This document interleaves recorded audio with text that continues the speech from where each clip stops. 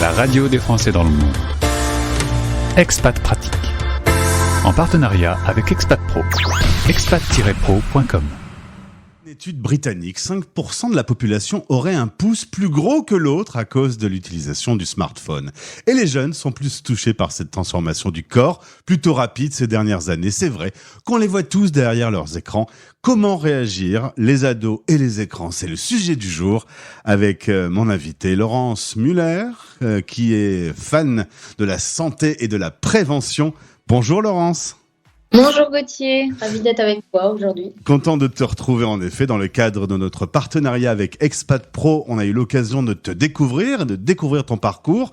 Toi, tu es coach, thérapeute et vraiment, je le disais en intro, fan de la prévention. La prévention, c'est un peu mon dada. À l'origine, plus sur tout ce qui touche à la santé, comment prévenir la santé, oui, effectivement. Alors là, c'est la rentrée scolaire. On va donc s'intéresser spécifiquement à un sujet qui est un vaste débat, un vaste sujet, les ados et les écrans. Pour commencer, est-ce que, Laurence, on est tous d'accord pour dire cette phrase qui m'énerve, un grand point? Oh, c'était mieux avant. On a toujours l'impression que c'était mieux avant, mais voilà, c'est ce que nous disaient nos parents, ça nous énervait au plus haut point. Je ne sais pas toi en tout cas, mais moi c'est toujours quelque chose qui m'a un peu énervée. On peut toujours comparer, mais je trouve qu'il faut vivre aussi dans le présent, il faut vivre avec son temps, il faut voir le positif et négatif des deux et puis essayer de faire au mieux avec ce qu'on a à l'instant T. Il y a toujours eu de toute façon un petit problème de dialogue entre l'ado et les parents, c'est historique. Oui, bien sûr. Et puis, c'est une période, j'allais dire, normale, une période d'élagage neuronal. C'est une période où l'adolescent a besoin de, des fois, transgresser les interdits. Il a besoin de se mettre en danger. C'est une période d'excès. C'est une période où l'adolescent doit aussi s'émanciper de ses parents et, j'allais dire, développer sa propre personnalité. Donc, ça passe aussi parfois ou souvent par l'opposition, par le fait de ne pas être d'accord et c'est normal, c'est une période normale, on est tous passés par là. Donc c'est facile de voir avec le recul, mais c'est une période complètement normale, et pas pathologique du tout. Alors ça c'est pour la bonne nouvelle, la mauvaise nouvelle c'est que peut-être le parent est peut-être un peu plus démuni face à ce qu'on peut trouver sur un téléphone, puisqu'on trouve à peu près de tout. Il peut y avoir de la violence, il peut y avoir de la sexualité. Le parent n'est peut-être pas au fait de ce que l'on peut trouver et des risques que l'on a avec un téléphone? Oui, bien sûr. Alors après, maintenant, je pense que les parents sont de plus en plus au fait parce qu'il y a pas mal de communication sur le sujet, mais c'est plus comment, en tant que parent, réguler cette histoire de réseaux sociaux ou de téléphone ou de jeux en ligne et comment protéger son enfant. C'est toujours avoir une juste mesure entre ne pas interdire, parce que je pense que de toute façon, l'interdiction mène à la transgression. Donc ça sert à rien d'interdire, mais comment avoir cette juste mesure, protéger nos enfants sans non plus leur interdire l'évolution de ce siècle que sont les réseaux sociaux et Internet. Il y a peut-être une première chose à mettre directement en place, ce sont des règles? Alors, j'aime pas parler de règles parce que j'allais dire chaque adolescent est différent, chaque parent est différent et je trouve qu'il faut s'adapter à son adolescent et à l'usage qu'il fait des réseaux sociaux. Je trouve il y a des choses à respecter, mais surtout ce qui est très important pour moi et je pense dans quels que soient les sujets, parce qu'on parlait aussi de la sexualité et du reste ensemble, c'est toujours le dialogue avec son enfant. Plus on a un dialogue depuis qu'il est petit et qu'on arrive à discuter de plein de sujets, que ça soit son quotidien, ses émotions, ce qu'il vit, plus il est facile d'avoir un dialogue après sur les réseaux sociaux. Donc je pense que la première, entre guillemets, règle, mais je trouve en tant que parent, dès le début, c'est dialoguer pour faire son éducation et expliquer avec lui ce qu'on voit ensemble, ce qu'on peut voir dans les émissions. Donc pour moi, le dialogue, c'est vraiment un outil important, que ça soit les réseaux sociaux, ou donc la sexualité ou la drogue, etc. C'est la première chose, c'est avoir un dialogue autant que possible avec son enfant. Alors le dialogue, on va en parler. Le problème que l'on pourrait rencontrer, c'est que il y a certains sujets, c'est difficile de dialoguer parce que on a été dans une famille où, par exemple, la sexualité n'était pas abordable, c'était pas un sujet honorable, donc du coup, on le met sous le tapis. Mais avant de parler du dialogue, qui est évidemment le plus important, quand je parlais de règles, règles. Est-ce que, par exemple, à table, on n'a pas son téléphone? C'est une règle qui est tolérable? Bien sûr. Après, je trouve que voilà, c'est des règles de la maison, quoi. Je sais que c'est des choses qui, pour moi en tout cas, sont importantes. C'est-à-dire, on a une heure de lever pour aller à l'école. En général, on a à peu près une heure de coucher.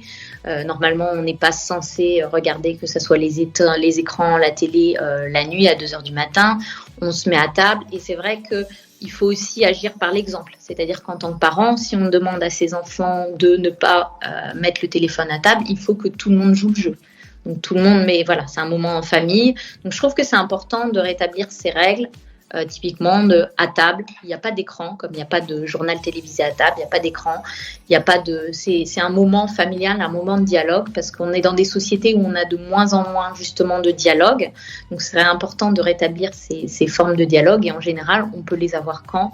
Au moment du dîner, parce que souvent au déjeuner, les enfants sont à la cantine, les parents au travail, donc c'est difficile. Le matin, souvent les gens courent un peu, c'est moins évident. Donc au moins de maintenir, par exemple, ce dîner familial ensemble où tout le monde arrête les écrans et c'est un moment d'échange. Qu'est-ce que tu as fait aujourd'hui? Alors le fameux qu'est-ce que tu as mangé à la cantine, ou etc. Peu importe, ça peut paraître obsolète, mais c'est important de garder ce moment familial de dialogue. Alors, moi, je pense en effet que le dialogue, c'est la meilleure solution. Toutefois, on va pas se mentir. Des sujets comme le harcèlement, souvent l'enfant garde ce problème pour lui, les images violentes qu'on a même en regardant BFM TV, ou encore le sujet de la pornographie. Comment aborder ces thèmes quand on est un petit peu, quand on a l'impression que ce sujet n'est pas abordable avec un adolescent? Alors, le mieux pour aborder ces thèmes, alors souvent, ces thèmes, à l'heure actuelle, sont déjà abordés dans le cadre de l'école. Il y a pas mal de choses maintenant qui sont faites pour la journée du harcèlement. Ils vont avoir une journée avec des vidéos, des choses qui se passent, avec les profs de technologie. Souvent, on les apprend à discerner les fake news. Sur la pornographie, ça peut être fait aussi en sciences. Néanmoins, voilà, ça dépend des établissements, ça dépend de l'implication, j'allais dire, du chef d'établissement ou de l'infirmière scolaire ou des profs en fonction. Donc, ça peut être intéressant, je trouve, d'utiliser l'actualité des fois pour en parler. Donc, par exemple, récemment, c'est ce qu'on disait, il y a eu un cas de harcèlement chez une jeune adolescente. Quand on l'entend à la radio, peut-être rappeler à l'adolescent, ben voilà, il y a eu un cas, tu viens de l'entendre, on l'a entendu ensemble à la radio. Est-ce que tu sais ce que c'est que le harcèlement? Veux-tu qu'on en parle? Et si on est mal à l'aise, il y a énormément maintenant, justement, Internet a aussi des bonnes choses, il y a énormément de ressources en ligne que je te donnerai plus tard, donc des sites, que ça soit sur la pornographie, sur Internet, notamment le ministère de l'Éducation et de la Jeunesse qui ont mis des sites qui s'appellent e-enfance.org. Où il y a pas mal de vidéos d'experts qui nous expliquent comment parler, de vidéos sur le harcèlement qui sont bien faites et adaptées aux enfants. Donc il y a pas mal de choses donc sur ce site e-enfance. Il y a aussi le site Clémy, qui est un centre pour l'éducation aux médias et à l'information.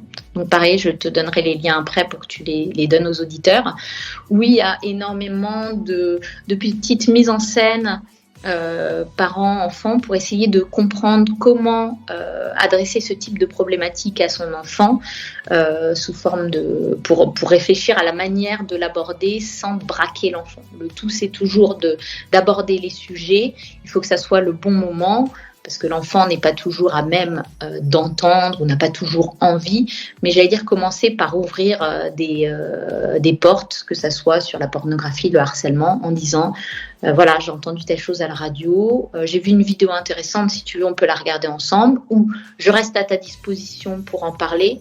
Pas toujours forcer l'enfant à en discuter directement, attendre que ça soit le bon moment pour lui, mais lui faire comprendre qu'on est là et que on peut en discuter avec lui, qu'il peut venir nous voir. Et ça, c'est toujours important de lui dire. Même s'il n'en discute pas sur le moment, lui rappeler régulièrement que vous êtes là et qu'on peut en discuter, ou qu'au moins, si vous n'êtes pas à l'aise pour en discuter, il y aura des ressources ou des vidéos sur Internet pour regarder ensemble ou pour discuter avec lui. C'est ça, si culturellement aborder le sujet du sexe avec son enfant, c'est pas du tout possible. Il vaut encore mieux donner un bon site web bien fait avec des petits tutos, avec des petites explications, plutôt que de rien faire du tout.